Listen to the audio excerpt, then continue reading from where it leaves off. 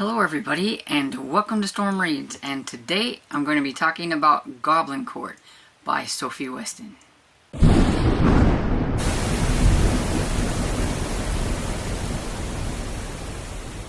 Okay, so I've talked about Sophie Weston before whenever I read Beware the Huntsman. That was her first book and this is her second book. I was a little curious to see, since these are the only two books I had, if I would like both of them like equally, and I found out that I liked Beware the Huntsman better than this one. This one just has a really weird name, Goblin Court, but it's called Goblin Court because of the house that this Robert Challenger buys. That's kind of got vines growing up around it and the gate and all that stuff, so he calls it Goblin Court and everything. But this is about Lucy, who taking care of her niece and nephew because her brother Peter, I believe his name is kind of convalescing in a different country. I don't know exactly what was wrong with him. I don't think I ever said, but he was ill. He had an illness of some sort. He was in the military, and I don't think he was still in the, I don't know if he was still in the military whenever he got the illness or what, but he's not around, and so she's taking care of his family. And she's quite young. I think she is probably, I don't remember if it's said, but I think she is maybe late teens, early 20s, which is how it is with a lot of these. I just can't remember exactly. And she works for this colonel that lives nearby. She kind of does like his paperwork. He has a farm, and she is trying to help him because I guess his debts are kind of going bad, and she's trying to help him get out of things and fix things and figure out, you know, just doing his bookkeeping or whatever and taking care of the kids and all that kind of stuff. And one day she was running behind, and she was on walking on the road, and this car comes by, fancy little car here, comes by and scares her, so she jumps off into like the ditch and gets all nasty, wet and everything. She's trying to hurry up and get to picking up the kids from the school, and so she's really aggravated, and this is the first time she meets this guy, so she doesn't have a very good opinion of him from the beginning. But then she finds out later that her brother and him are friends, and her brother doesn't think that she can take care of his kids, basically, because she's a woman and she's single, and she probably needs help and guidance or whatever. And he has a paper that says that he can take custody of the kids. So whenever she finds that out, she is not a fan of this Robert guy at all. So that's why I said it's kind of like my first enemies to lovers type of book for these, even though I wouldn't say lover would be the thing. It's like, I don't know, enemies to, at the end, I think I love you.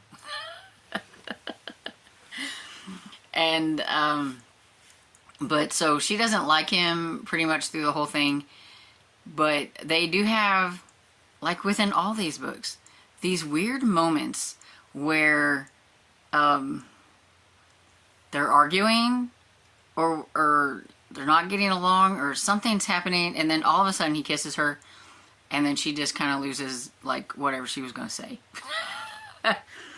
And then she gets conflicted with, you know, how she feels about him and everything. They don't really meet that much in this book, and it's a thinner one than even the Beware the Huntsman.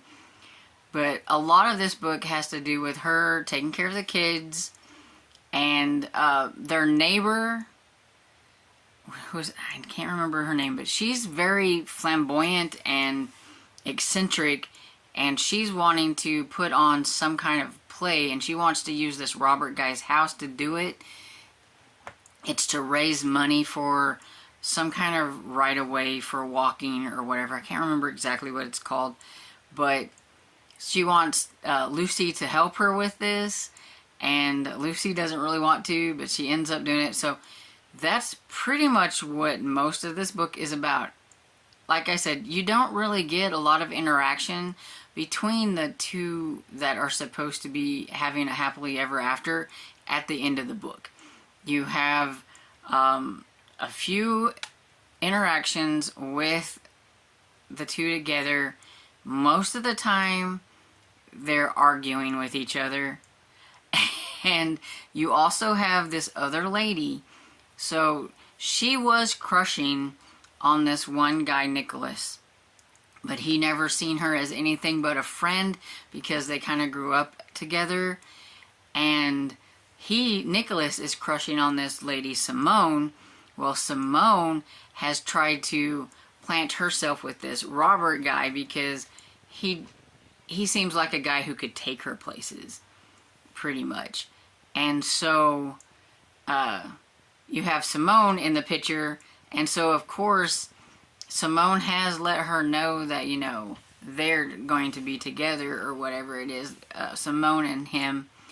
And so she thinks that they're dating, so that also kind of puts like this wrench in between the two of them. It always happens, seems like with almost every one of these I've read, there's always that other woman that the lady thinks there's something going on with him, but the guy is clueless.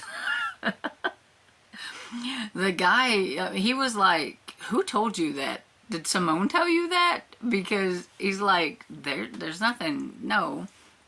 He used her, yes. You know, if the lady's going to volunteer to help clean up his house, you know, he's going to use her. Okay, yeah, sure, come in here and clean up my house. But he has no intentions towards her or anything. So he was just, you know, just being a man. And so, yeah. And then, you know, you get the whole, like, resolution at the end where they're like, you know, he's like, I think you should marry me and all that kind of good stuff. And then then they have, you know, it's an easy resolution. Then they, you know, don't have to fight over the kids basically because, you know, they'd be together or whatever. And there you go, happily ever after. I thought this one was slower. It just didn't have the same fun. I didn't have as much fun with this one. It took me, even though this one was shorter than any of the other books that I read, it took me longer to read it. I just wasn't quite into it as much as the other ones. And so, but I give it, I would say 2.75, but I give it 3 stars like on Goodreads or whatever, because it wasn't as great as this one.